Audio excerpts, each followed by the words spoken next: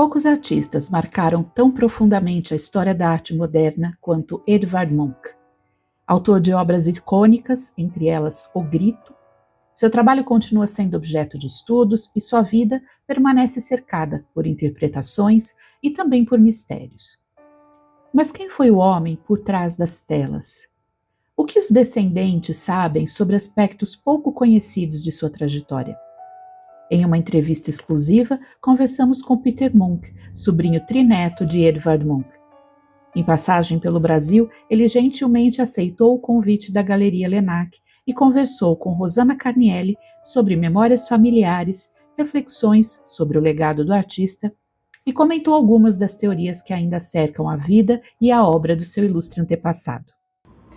Peter, você nasceu aqui no Brasil e hoje vive em Bergen, na Noruega, é isso? Correto. Então, e com isso você mantém uma ponte muito interessante entre essas duas culturas bastante distintas. O seu tio-avô ajudou a transformar profundamente a maneira como a emoção e a subjetividade passaram a ser representadas na pintura, influenciando decisivamente o expressionismo e a arte moderna. Na sua visão, como a sociedade norueguesa recebeu à época essa abordagem tão intensa, tão emocional da obra de Munch? Houve muita resistência inicialmente? Como que foi isso? Bom, como eu falei, eu não sou especialista em arte, então as informações que eu tenho são informações que, vamos dizer, foram conversadas dentro da família, né? Um assunto da família que a gente conversava de vez em quando. Nós tínhamos uma relação com ele nesse sentido. Agora, como é que ele foi recebido pela sociedade norueguesa na época? Bom, ele não foi muito bem recebido, não. Deve ter sido um choque. Foi um choque. Eu acho, na minha opinião, conforme eu entendi as coisas, que ele foi no exterior e lá é que ele fez o breakthrough. E foi principalmente, ele teve grandes contatos com a Alemanha, tanto que tem muitas pessoas que acham que ele é um artista alemão. Entendi. Você pode comprar um pôster nos Estados Unidos, escrito Edvard Munch, German. Mas enfim, então ele fez muito bem na Alemanha, teve algumas exposições conhecidas que vamos dizer assim, ajudou ele, e também ele foi para Paris. Então ele fez um breakthrough lá, antes de começar a ser reconhecido na Noruega como um grande artista. Naquela época, na Noruega, você tinha um tipo de arte que a gente chama, eu esqueci o nome exatamente, mas é tipo National Romantisme, que é National Romantic National Art. E isso era onde teria que mostrar um pouco da história da Noruega, a natureza, beleza. As coisas eram, por exemplo, a montanha era mais montanha do que a montanha. A natureza era mais bonita do que era na realidade. Agora veio um Munch que simplesmente distorceu as linhas. Totalmente. Ele, por exemplo, pintava prostitutas que estavam na sala de espera para tirar, se tratado com as doenças sexualmente transmitidas. Isso não era uma coisa normal de você apresentar para a classe média na Noruega nos anos 1875, 77. Era um absurdo. Então, na realidade, ele não foi muito bem recebido. Só depois dessas exposições e fazer o nome dele lá fora é que ele teve o breakthrough na Noruega. Vamos entrar agora, Peter, nessa questão da dor, como ela é entendida dentro da família. A família encara essa obra de Munch como uma dor existencial do artista, né? E de sofrimento pessoal que ele joga na tela, né? Ou uma necessidade de construir algo artístico diferenciado. Foi deliberadamente algo artístico que ele criou, ou a família encara como sendo uma dor pessoal dele que ele extravasou e jogou na tela? Entendi.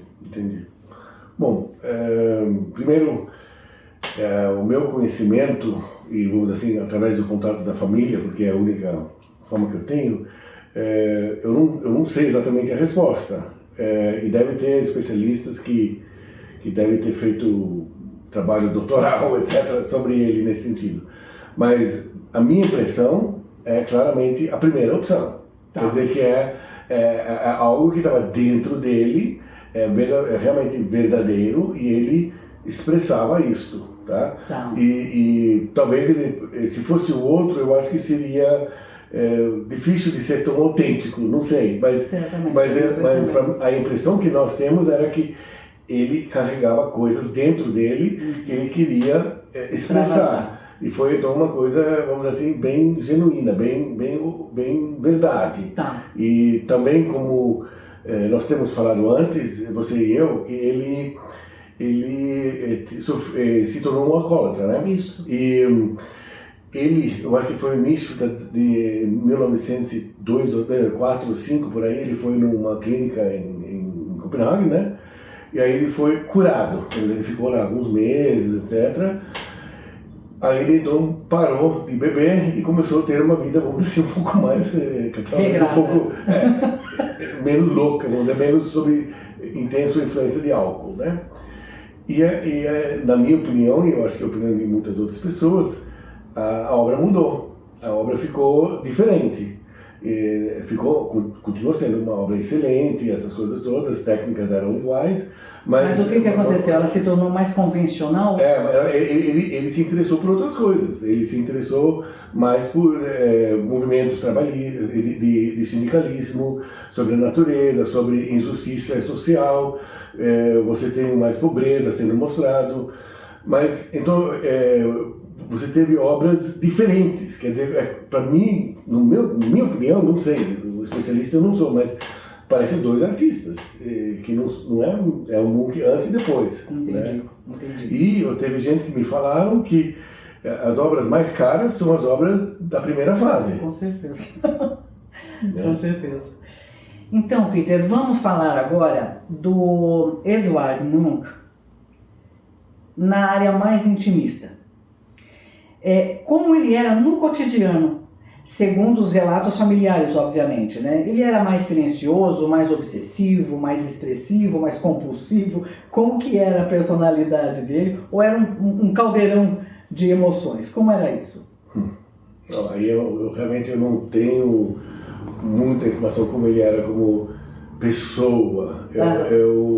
Eu sei que ele estava muito ligado ao movimento eu esqueci o sobrenome, o primeiro nome de um que se chama Jäger, que era uma turma de artistas, anarquistas, que achavam que o ideal seria viver muito intenso, muito álcool, realmente uma vida ultra boêmia, e o ideal seria morrer com 31 anos.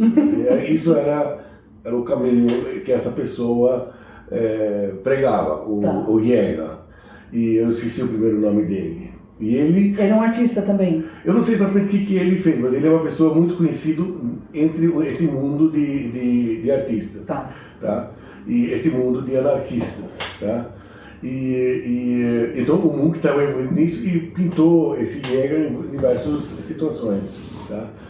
Agora, eu não sei como é que ele era como pessoa, isso nunca... Eu só vi filmes onde que eles apresentam ele de um jeito ou de outro jeito. Eu acho que ele era uma pessoa que aparentemente sofria muito em termos de emoções, ele teve muitos problemas com mulheres, ele tinha uma mulher que eu esqueci o nome, que era apaixonado por ela e nunca deu certo. E ela aparece em muitos quadros, mas ele não conseguiu conquistá-la, vamos dizer assim, né? Tá. E teve até um incidente onde que aparentemente houve um tiro eu acho que foi ele que se machucou com esse incidente. Agora, eu nunca ouvi falar que ele era uma pessoa assim arrogante, essas coisas. Eu acho que ele era talvez uma pessoa até mais retraída, tá? Comparado com, por exemplo, esse Jäger. Enfim, mas eu não sei como é que ele era. Eu sei que ele também era... Como é que era a relação dele com mulheres, por exemplo? Na época, o papel da mulher era visto diferente do que hoje, né? Mas você tinha pessoas que tinham um pensamento de mulheres, vamos dizer, mais extremos. Mas dentro da família... Eu acho que ele não era desse tipo. Entendi.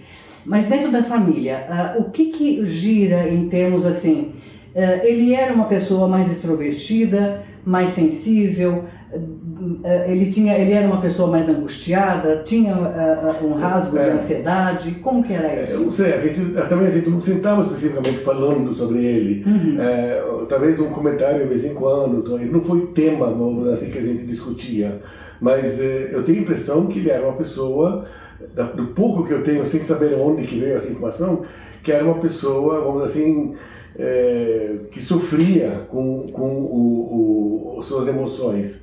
E isso se reflete muito bem nas obras dele, que você pode ver isso.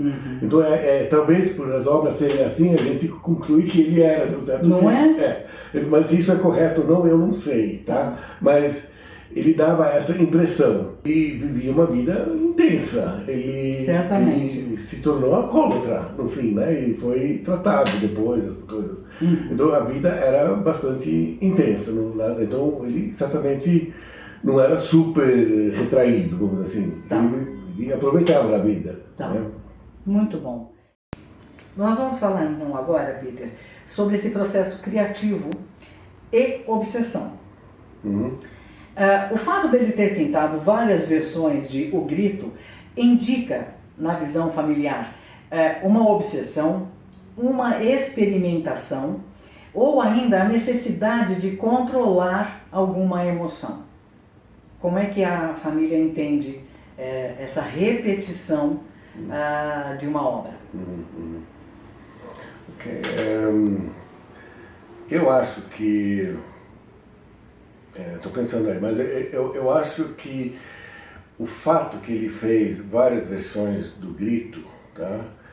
Isso não quer dizer que ele teve uma relação específica com esse tema do grito, diferente do que ele teve com outros temas que ele fez, que ele pintou. E era normal ele repetir Isso outras que eu ia obras? falar. Ele repetia sempre as obras. Ele fazia muitas versões. Então você pode dizer, mas por que ele fazia isso? A informação que eu tenho, quer dizer, que me chegou, era o seguinte, que ele era muito attached, muito vinculado, né, ao tema da obra. Então ele sentia a obra, mas ele era obrigado a vender para sobreviver. Então ele vendia a obra e aí ele imediatamente voltava para casa e fazia ela de novo. Entendi. E aí ele mudou ela um pouco, entende? Então era realmente, ele queria estar perto das suas obras, pelo menos assim que foi me explicado por que tem tantas versões. Ou seja, existia ali também uma necessidade financeira, mas ao mesmo tempo o apego àquela obra era tal que ele tinha que repetir aquela imagem. Isso, então você tem, por exemplo, Sick Pig, Sick Girl, tem não sei quantas versões. Tem aquela primeira, aquela conhecida, nós não conversamos sobre ela, mas aquela famosa que saiu, etc., que pessoas achavam que era uma obra inacabada, né? Isso.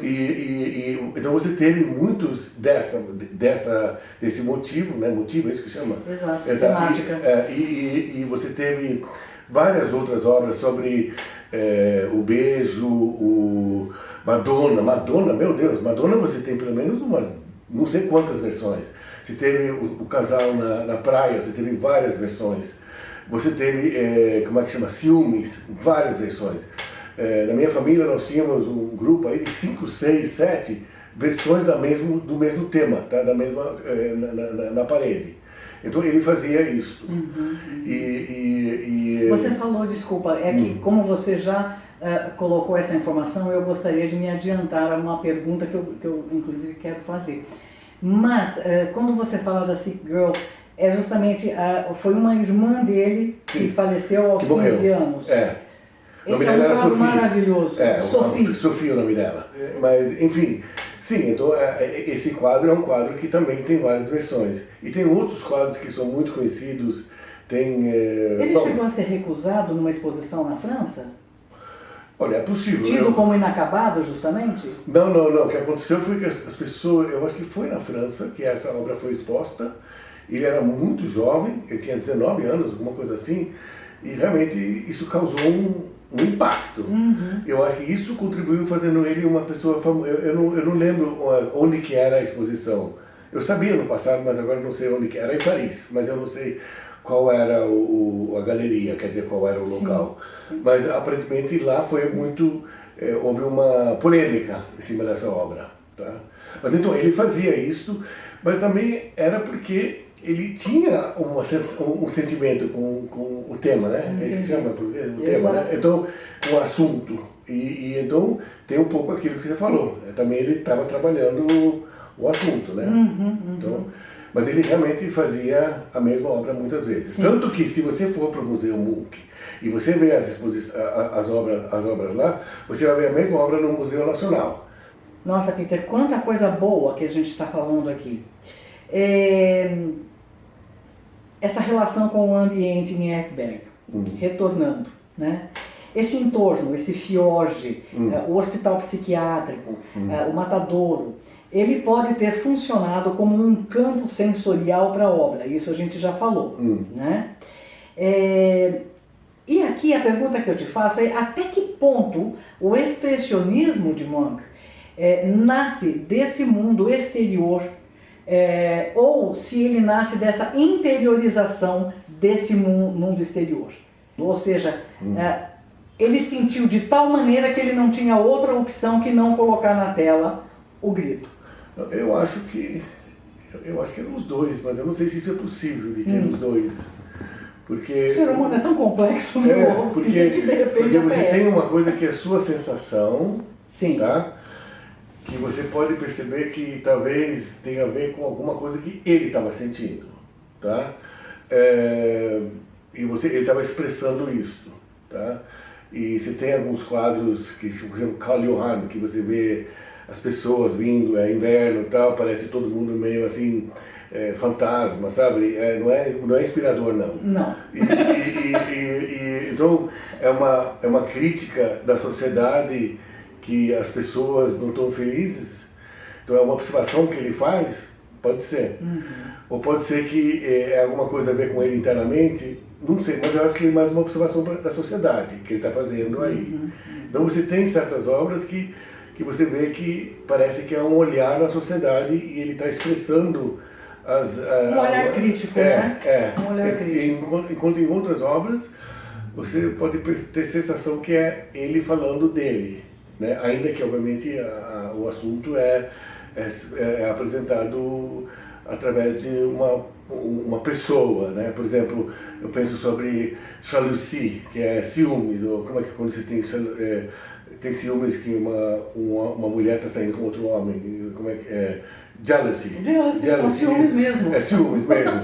Então aí, obviamente, é Munch, eu acho, que está mostrando como é que ele está sentindo com isso, possivelmente com aquela mulher que já falamos, né? Que ele não conseguia conquistar, né? Que nunca deu certo, né? Mas aí, então, é dele interno. Então, eu acho que é um pouco dos dois. Tá. Mas eu acho que the driving force, eu acho que é interno primeiro. Tá. Mas também está mostrado em outros, né, daquela outra forma. Tá. Quer dizer, elementos externos que ele está observando. Né? É inevitável, né? Eu acho que dá para ter os dois. Tá, perfeito. Vamos falar ainda desse ícone, dessa humanização de O Grito. A gente fica imaginando que a família pode se sentir desconfortável diante daquilo que hoje é entendido, né, a obra de Munch, especificamente a obra O Grito. Se causa incômodo, aceitação, ou se é simplesmente vista como uma ressignificação dessa obra e uma forma de manter a obra viva, né? Eu falo dessa banalização visual. Hoje a obra O Grito aparece em memes, essa cultura pop versus a integridade original. Como que a família enxerga isso? Ou não enxerga? Ou não toca o suficiente para ser um tema? Isso começou nos anos 80, né? Mais ou menos. É a geração pop. E começou, vamos assim... Final de 70 e início dos 80. Que ele começou, vamos assim, ser mundialmente mais conhecido e começou esse tipo de coisa. Eu acho que para nós O Grito era um quadro forte. nós nunca imaginávamos que ele ia tornar-se aquilo que ele tornou, que virou uma coisa própria, quase, eu acho que de 100 pessoas que conhecem o Grito, só 5 sabem que é Munch que fez, entende? Então, isso a gente nunca imaginava. Nesse sentido, tem uma certa banalização, né? Uhum. Mas a gente também não tem como, nós não temos nada contra, porque realmente é uma obra muito boa. É uma obra potente. Que é uma impacta coisa, o suficiente para não ser esquecida de então, forma realmente alguma. é algo que talvez essa suposta banalização que eu posso sentir, ela mostra que essa obra talvez mais forte do que você imaginava quando você era jovem. Certamente. Mas eu lembro que quando eu era pequeno, eu sempre pensava, por que a gente tem tantas coisas tristes na parede, sabe?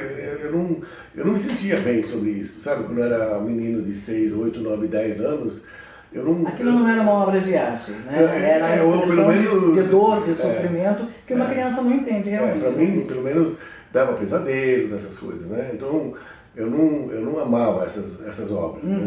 Mas enfim, era assim. Tá. Bem respondido, Peter. Eu queria saber de você, Peter, se você entende que o público entende de forma errada a obra de Munch. Se não chega até elas aquilo que Munch de fato quis transmitir nessa obra, O Grito. Eu acho que é uma obra uau, é realmente difícil isso, mas é uma obra tão forte que mostra uma coisa assim, uma angústia. Quem não tem angústia de vez em quando? Quem não tem? Então realmente ele acertou em cima aí. E é tão forte que nem importa se é masculino ou feminino, realmente... É o ser humano. É o ser humano que está numa situação muito... Então, realmente é uma obra que tem um impacto forte. Eu acho que muitos do público, quando você vê alguns objetos, botas, coisas, talvez não sabem, aí eles têm uma relação diferente sobre aquele motivo, talvez. Mas é uma coisa que você pode, através de um botão, você vê isso, ok, aqui é angústia, alguém gritando forte. Então, eu acho que não tem muito mais do que isso atrás, dentro dessa obra. Eu acho que não fica dúvida, né? Então, um grito é um grito. É isso, né? E é forte. E é realmente uma coisa muito dolorida que está acontecendo com essa pessoa. Ela está sofrendo muito. E é muito forte. E isso pode ser representado através desses memes, essas coisas assim. Então eu acho que as pessoas entendem corretamente. Eu acho que é uma obra difícil de você não ter essa reação, né? É uma obra difícil. Não é assim que você tem que procurar. O que quer dizer aqui? Eu acho que 99% ia aceitar. Eu acho que é uma obra de extremos. Para alguém que tem um olhar já feito, né, em cima do que é uma obra de arte, é uma obra instigante que exige né, uma leitura um pouquinho mais embaixo. Para um leigo, de repente, olha para aquilo e fala, é um horror. Mas não se dá conta que está falando do próprio horror. Está vendo a sensação que essa sensação horrorosa é universal, né? É universal. É universal. Todos nós temos ela, às vezes, né? Em maior ou menor grau, com certeza. Né? Então eu acho que realmente lá ele acertou, né, mesmo. Nossa, que ninguém duvide. Eu acho que eu passo para a história como sendo a tradução. Mas não é a minha obra preferida. Né? De fato, mas vem aquilo que você fala, a sua infância, ao olhar as paredes com obras tão tristes, né, te remetia, inclusive, te remete até hoje, inclusive, aos pesadelos que você tinha. Uma criança não tem como entender, né, a expressão da dor na arte. Né? Por que dor? Por que não algo alegre? Né? Voltando à primeira questão que você fez, é por isso talvez que a classe média, a bourgeoisie na época, como é que eu vou colocar essa obra na sala de jantar? Né? Exato. É melhor ter um fjord. Isso, algo mais né, maneiro, algo mais tranquilo exatamente. de se ver e algo que me traga um pouco mais uma sensação E depois a arte mudou, né? E aí você teve esses outros movimentos, que eu não sou especialista, mas aquele anterior era realmente... Era convencional. Né? A escola mais europeia era mais convencional. Né? Vamos lá. E agora eu tenho uma perguntinha para você. Você não me bate, não. Carregar esse sobrenome Munch traz mais peso ou mais orgulho? No meu caso específico, eu até escrevo um pouco diferente por acidente histórico. É verdade. Mas minha irmã, minhas duas irmãs, meus primos, todo mundo escreve com CH. CH, né? Então eu não carrego tanto peso quanto eles. mas sempre vem a pergunta, né? Eu acho bacana, mas eu não tenho nenhum mérito nisso, né?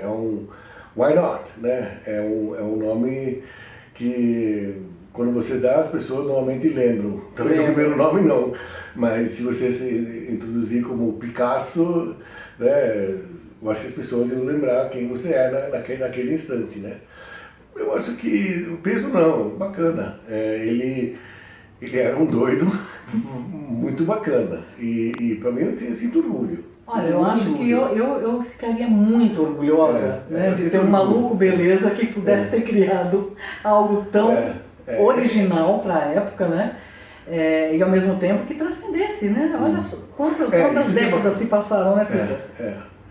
Era uma alma que realmente pulsava, né? Ele precisava se exprimir de alguma maneira, não importava qual era a metodologia, mas ele qual era a técnica, né? Ele teve muita sorte, porque ele se realizou, né? Ele foi muito bem sucedido em vida, né? Muito, coisa que poucos artistas podem dizer, né, Peter? Muito. Ele morreu com 80 e tantos anos, e em 44...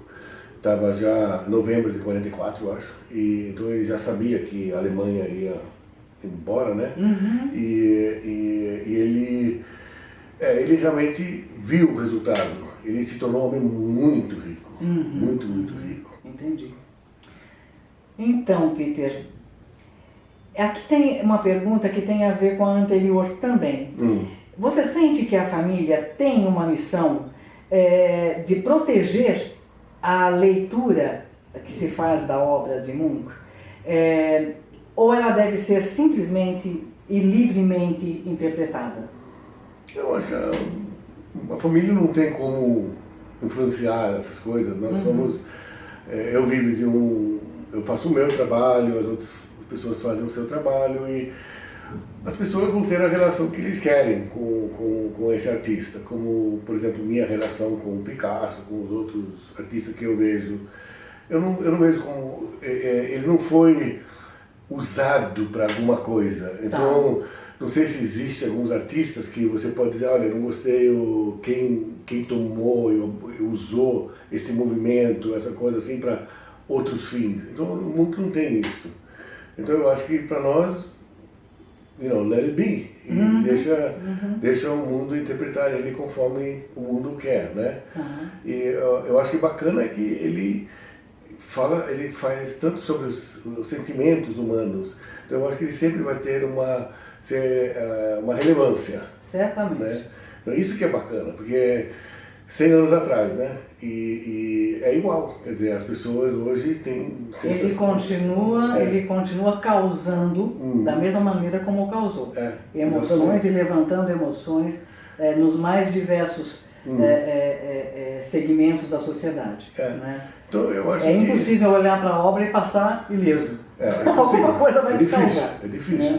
Então eu acho que, olha, o mundo é livre, acha do jeito que você quer. Tem obras que é difícil de entender. Por exemplo, tem a obra no último andar, lá que você vê sobre criação, as coisas assim, que é bom ter um guia ao lado que explica. Mas mais uma vez, aquela obra que foram nos anos 20, né?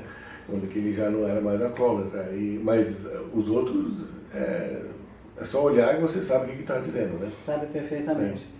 São obras que se identificam imediatamente, com o público, né, Pedro? Então, vamos lá. Você tinha falado já desses episódios de alcoolismo dele, do fato dele ter sido internado em Copenhague, né? Sim, sim. Ele teve também um colapso nervoso ou foi somente a questão do alcoolismo? Eu não sei, eu acho que ele teve quase eu acho que foi uma coisa pesada. Agora, os detalhes eu não sei se ele teve um colapso ou não, é possível. Ele deixou escrito uma frase, uma frase pesada. Doença, loucura e morte foram os anjos negros que velaram o meu berço. Eu não sabia, mas é isso mesmo. Isso era ele. É ele mesmo. Quer dizer, as sombras, né, das coisas que... Né, sobre a aflição, né? É ele, né? Tá. É ele mesmo. Ele sofreu. E a família sabe interpretar isso de que maneira? Como que a família convive com esse ser... A gente torce que não é assim. Que não tenham herdado isso. Que não tenham herdado isso. É isso mesmo. Quem sabe? Porque deve ter sido pesado. Deve ter sido bem pesado. Certamente. Mas eu nunca senti vergonha de dizer, olha, será que eu sou louco como ele? Não, mas graças a Deus. Graças a Deus. Ele deve ter sofrido muito. Deve ter sido uma vida extremamente angustiante, mas ao mesmo tempo enriquecida por essa angústia. E os últimos 20, 30 anos foram anos bons, né? Bons, né? Porque ele já estava com longa idade, as coisas assim, mas eu acho que, por exemplo, se você for à Universidade de Oslo, o prédio principal lá, você vai ver na aula, quer dizer, na sala principal, lá onde ele faz apresentações, coisas assim, você tem o quadro do sol, né? Que é uma experiência assim, você sai daí transformado.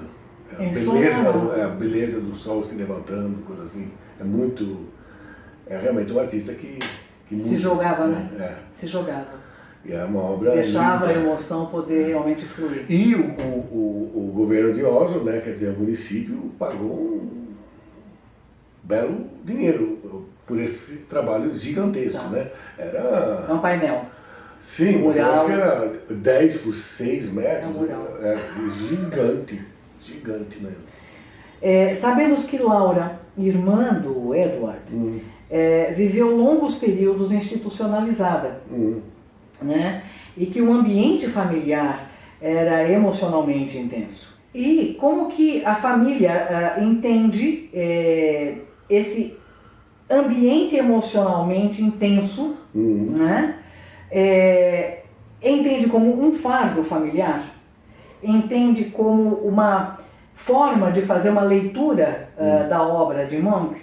Ou é algo que não deve mais definir nem a obra nem o artista? Eu acho que sim, né? Ele tem um problema que a gente chama sinnesproblema, quer dizer, problemas da mente, né? De emoções. Pessoas sofrem disso mais do que outras. Algumas pessoas sofrem disso mais do que outras. E, obviamente, a família dele teve isso. E isso se refletiu nas obras dele. Tá. Então, a gente reconhece isso. E é um fato. Se isso é um peso, nós não temos muito o que fazer com isso. E eu acho que a gente basicamente falou, ok, era assim. E tem pessoas que sofrem, a família dele sofreu, tanto que ele teve uma vida difícil, tal, e a irmã, né, foi internada, tal, e é uma coisa que acontece na sociedade e todas as classes sociais podem ter esse tipo de problema. Então eu acho que a família não acha que isso aí é rixixe. Pelo menos na minha não. Tá. A gente nunca foi um tabu familiar? Não, nunca. Tá. Nunca. Porque é tão parte dele, né, que realmente é uma pessoa fora do comum. Ele é uma pessoa que tinha sensações fortes e ele conseguiu mostrar isso muito bem nas obras deles, e eu acho que nesse sentido ele ajudou no progresso artístico do mundo. Né? Certamente, Peter. Se você pudesse fazer uma única pergunta para o Edward Munch, qual seria? Uau!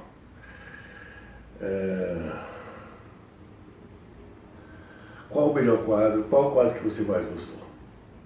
E por quê? Isso seria interessante saber. Certamente. Ou melhor, qual o melhor da fase 1 e qual o melhor da fase 2 e por quê? Isso seria interessante saber. É porque é muito difícil para a gente, que é um espectador da obra de um artista, tentar se projetar, né, para aquele momento que o artista criou, né? Principalmente uma obra que te toca, né? Então seriam realmente perguntas muito boas essas. Seria interessante, né, saber o que ele pensa. O que ele pensou, o que ele sentiu, o que ele quis traduzir naquelas obras. Né? Eu acho que isso seria o que eu gostaria de perguntá-lo. Muito bom. Vamos lá. Teve uma exposição no MASP. Sim. Teve uma exposição no MASP. Estou MASP. muito orgulhoso disso. Né? Então, a gente soube que você esteve à frente dessa exposição, né? Que aconteceu em 1991. Isso. Acho que foi em setembro, coisa assim, né? Tá. O Raul, inclusive, assistiu essa exposição. Ele foi muito boa. E eram serigrafias de Munch. Sim. Como que surgiu esse convite, se é que foi um convite, né, de trazer essas obras ao MASP? Se foi uma negociação institucional, se houve um desejo pessoal teu envolvido? Como é que foi isso, Peter? Olha, você sabe que algumas vezes a gente sonha e a gente imagina, nunca imagina e não imaginamos que isso seja possível. Mas na época existe uma sociedade, existe uma fundação, uma sociedade dos imigrantes dos países nórdicos em São Paulo, que é o mais antigos, que foi constituído em 1891. Então a gente tinha 100 anos, comemoração de 100 anos. Então foi decidido que eu era o vice-presidente na época. A gente decidiu então que a gente ia fazer exposições artísticas de artistas dos diversos países nórdicos, principalmente escandinavos, quer dizer, Noruega, Suécia e Dinamarca. Então aí falou, olha, Peter, tenta ver se você consegue trazer Munch. Eu falei, trazer Munch você quer que eu vou para a Lua, coisa assim? mas eu falei, eu vou tentar. E aí eu fui lá e consegui você está falando aí de uma exposição, a gente precisa planejar com muita antecedência, né? Muita. A primeira coisa que eu fiz foi, era 90, então a gente estava planejando 89 ou 90. Aí eu fui lá para o museu, o diretor era Alf Böhr, e na época era fax, né, que a gente usava, e eu mandei e tal, falei, olha, eu sou quem eu sou tal, e eu gostaria de ver se era possível trazer uma exposição Munch em comemoração a 100 anos da Sociedade dos Imigrantes Escandinavos em São Paulo, né? Aí ele falou, bom, conversa comigo, vem a Oslo e vamos ver o que a gente pode fazer. Aí ele me recebeu e foi uma pessoa muito gentil, etc. E ele falou, olha, eu não tenho dinheiro para fazer esse tipo de coisa, a ideia é boa, etc., mas eu não tenho dinheiro. Então eu falei, então você vende ela para mim, então, quanto que você quer de dinheiro? Aí eu acho que ele não sabia o que falar, então eu quero 500 mil coroas. Eu falei, tá bom, eu vou arranjar 500 mil coroas para você. E quer dizer, para o museu. Então eu estou comprando uma exposição, o que você tem? Ele falou, eu tenho essa coleção que foi para o Beijing, que era 100 obras, era a vida inteira dele, e era só prints, né? Eu falei, brilhante, então vamos levar ela para o Brasil. Você topa, não topa, etc. Tá bom, ele concordou com a ideia, só que aí nós tínhamos que aceitar todos os outros. Isso era só uma parte do trabalho, depois tinha seguro, a gente conseguiu fazer o parlamento aprovar, porque o valor dessa exposição era altíssima. E aí eu consegui dinheiro de diversas empresas escandinavas, norueguesas, no Rio de Janeiro e aqui. E a gente conseguiu juntar 500 mil, mais 500 mil de coroas Dolariza isso. Daria alguns centenas, era mais do que 500 mil, era mais em termos de 200, 300 mil dólares, que a gente custou tudo. E tinha que ter transporte, tinha que ter especialização, tinha que ver se o lugar estava certo, a Master se qualificou, o Centro Cultural do Banco do Brasil, no Rio, qualificou-se. Então a gente fez todo esse trabalho e aí estava tudo acertado que se a gente conseguir esses dinheiros e essas coisas, ia dar certo. E eu fui atrás e eu consegui. Eu não sabia que ia ser tão fácil, mas teve sorte, né? Não E foi foi muito- sorte, eu foi acho que muito- também o peso do nome de Munch Sim. abriu essa Ah, possibilidade. não, ele não teria me recebido se eu tivesse meu nome, por exemplo, Jansen. Entendeu? Ele não. Então, aí ajudou. Ajudou. Ajudou. Teve algum peso. Ajudou. É, o Munch do Brasil, o que, que é isso, né? Mas ele sabia, eu acho que eu falei que eu sou neto de tal pessoa, então ele sabia quem essa pessoa era, né? Que por acaso essa pessoa que eu estou me referindo no passado era o maior coletor tinha a maior coleção particular do Munch do mundo. Então ele sabia quem era meu avô. E então isso também ajudou, certamente. E foi uma exposição muito bacana, porque ela pegou a vida, quer dizer, pegou do início até o fim, né? Tá. E já estava pronta, ela tinha acabado de Todas voltar. essas gravuras estavam assinadas de próprio punho? Tudo. Que beleza. Tudo. O que é o preço de uma gravura assinada? De 2 mil para 2 milhões de dólares. Entendi. Tá? As gravuras não chegam ao preço de uma. Eu consigo uma gravura para você por 3, 4 mil dólares. Tá? Mas O assinada Estado, de próprio punho? assinada, mas o Estado não está muito bom, então. Entendi. Tá? Uma gravura que talvez estava exposto ao sol, essas coisas. Tá? Entendi. Olha isso. Então você tem de tudo. Mas ele produziu muito. Ele produziu muita coisa, a gente sabe disso.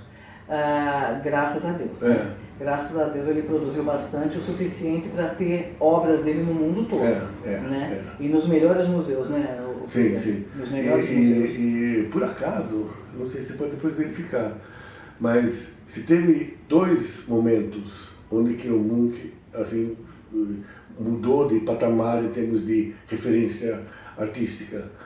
Um foi, eu acho que foi no final da década de 70, onde a família Epstein, não tem nada a ver com esse Epstein, Tá. porque é um nome comum. É um nome bastante comum. A família Epstein, ela começou a comprar Munch e fez a maior coleção de Munch na América. Então, quando eles, e ela decidiu fazer uma exposição em Washington, não lembro qual era o museu, mas era um daqueles grandes museus.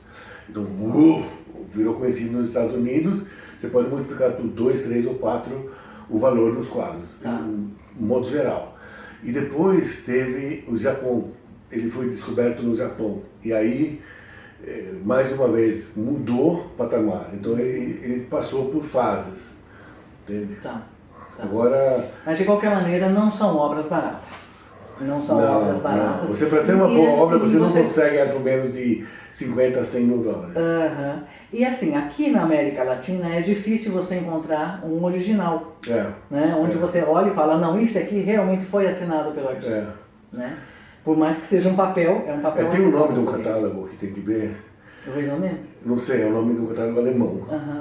Onde tem todos os quadros. E tem alguns que não estão lá, mas 99% estão lá. Aí você vê se essa obra está lá ou não. Aí você pode ter uma certa certeza que pelo menos os quadros que estão lá registrados naquele catálogo vale muito. Tá. Ainda no MASP, teve algum momento de hesitação em trazer essa exposição dentro de um contexto cultural tão diferente, né, daquilo que é o norueguês? Esse contexto cultural brasileiro em relação à Noruega. Teve alguma hesitação de você, da sua parte? Hesitação quer dizer o quê? No sentido de saber, será que vai ser válido? Será que o público... Eu não sei, mas eu tinha certeza que a pessoa ia adorar. Porque pra mim era o seguinte, que esse cara é bom, esse cara é muito, muito, muito bom. Que delícia. E eu falei, eu acho que o pessoal vai adorar. E eu não tenho nenhum senso crítico. Se as pessoas não quiserem ver, tudo bem, problema deles. Sim. Mas pelo menos colocamos à disposição. Claro. E no Rio também teve filas e tudo. Então, realmente o povo brasileiro soube estar lá e foi mesmo atrás. Né? Reconheceu o valor. Eu acho que ficou 6 semanas, 8 semanas, coisa assim, ficou vários meses. E dentro dessas obras, Peter, tinha alguma que você fez muita questão que viesse ou você não teve? Sim, Grito, Beijo, e Sick Girl, a menina doente, Uhum. e tinha, que mais? Madonna. Então tinha alguns que eu queria ter certeza que estavam juntos, Ótimo. que eram as principais. E vieram. Né? Vieram. O Raul saiu de lá encantado. Não, foi bem colocado também. Mas é que o Bert estava aqui, ficou aqui um mês, quer dizer, várias semanas, e tivemos ajuda de especialistas da Noruega e tudo. Deixa eu te perguntar uma coisa. Você acha que o brasileiro faz uma leitura diferente da leitura que faz o norueguês da obra de Munch? Ou você acha que aí não tem classificação geográfica, que é uma obra universal, porque afinal de contas é sentimento, né? O que você acha?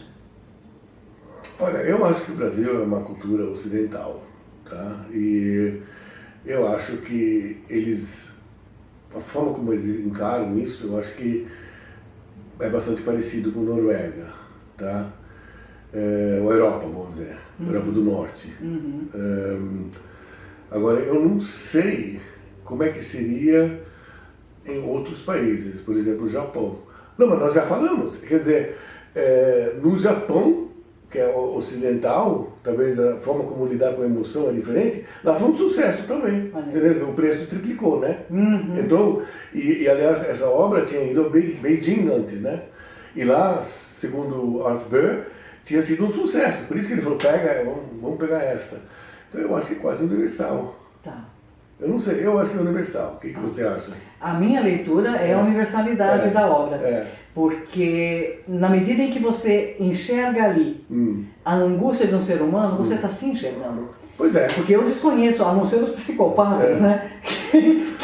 Que talvez não sabem o que é. Isso, não, e assim, a angústia não chega nele. Outros têm, eu não tenho, né? Pode ser. Mas para nós não é difícil. Tá. Não é difícil. Você se reconhece, né? Você se reconhece. Tem, por exemplo, alguns que, né, você tem aquele onde que ele está segurando, né, o coração e está saindo sangue, né? Então, realmente é emoções, né? Vou te fazer então uma pergunta de encerramento. Você, até esse momento, está à frente da Children at Risk Foundation. Isso. Em parceria com a rede cultural Beija-Flor. Isso. Que fica em Diadema. Isso que fica mesmo. Em Diadema Isso aqui mesmo. No ABCD Paulista. Isso mesmo. Como essa atuação na educação infantil, que você vem tendo ao longo desses anos, em áreas vulneráveis, impacta a sua visão sobre o legado de Edvard Munch e sobre o papel da arte na transformação social? Olha, primeiro, a Children's Risk Foundation, CARF, tá? E Rede Cultural Beija-Flor, a gente podemos chamar de Beija-Flor, são na realidade duas organizações que nasceram juntas. Então, na realidade, são como fosse quase uma, tá? A CARF, eu que era diretor, e a gente financiava todas as obras sociais da Beija-Flor. Então era dependente do nosso fluxo de dinheiro. Agora, nos últimos anos, como eu tinha explicado, que a gente está tentando desenvolver a arrecadação local também, né? Então está havendo certas mudanças. Mas, enfim, então, na realidade são organizações assim, tá? Arte é fundamental no nosso trabalho, é o nosso DNA, arte acima de tudo. Então, a ideia é, as crianças que estão em lugares vulneráveis precisam se desenvolver e o nosso papel não é de competir com a escola, tá? A gente quer complementar a escola, fazendo com que as crianças podem se desenvolverem usando arte. E isso é uma ferramenta que traz ótimo resultado. E a gente vê as crianças, por exemplo, no início, quando eles começam, vêm de famílias complicadas, algumas são famílias pobres, mas algumas famílias complicadas e pobres. E você vê que eles estão bastante agressivas e depois de pouco tempo, algumas semanas, trabalhando com arte, desenhos, dança, elas mudam e começam a ficar calmas e você vê que elas começam a se desenvolver. Então, para nós, é que a gente chama de ajuda ela a aprender. É uma parte que é necessário para a criança ter mais chance de se desenvolver-se. Não sei se você conhece Waldorfschule, Escola Waldorf. Ah, sim. Sim, é um pouco esse conceito. Entendi. Então a gente acha que arte é fundamental. Então é assim que a gente traz as crianças dentro dos nossos centros e aí a gente tenta desenvolvê-los com outras atividades culturais. Por exemplo, E a valorização humana a partir da arte, né? Isso. E agora temos música, também é muito importante, dança, tá? Temos balé, temos capoeira, temos breakdance, tivemos antes tipo de um judô, mas isso não tem agora, por diversas razões, a gente não tinha dinheiro, mas enfim, então a gente está fazendo esse tipo de... Agora iniciamos um programa que chama Edvard Grieg, que é música clássica do Edvard Grieg, né? Então a gente está com diversos pianos, teclados, então lá uma fila enorme de jovens, crianças que querem aprender a tocar piano, música clássica. Então, eu acho que a arte é uma coisa muito, muito boa quando as crianças são jovens e para ajudar elas a ter um certo equilíbrio, confiança em si mesmo, se desenvolve. Essas crianças e os adolescentes, elas têm uma autoestima muito baixa. Baixíssima. Elas acham que elas não valem tanto. Então é isso que a gente tenta fazer. E através da arte, elas conseguem se desenvolver. E é muito bonito ver o trabalho que é feito. Você vê que vale a pena mesmo esse tipo de trabalho. Então, são duas organizações, mas que trabalham juntas.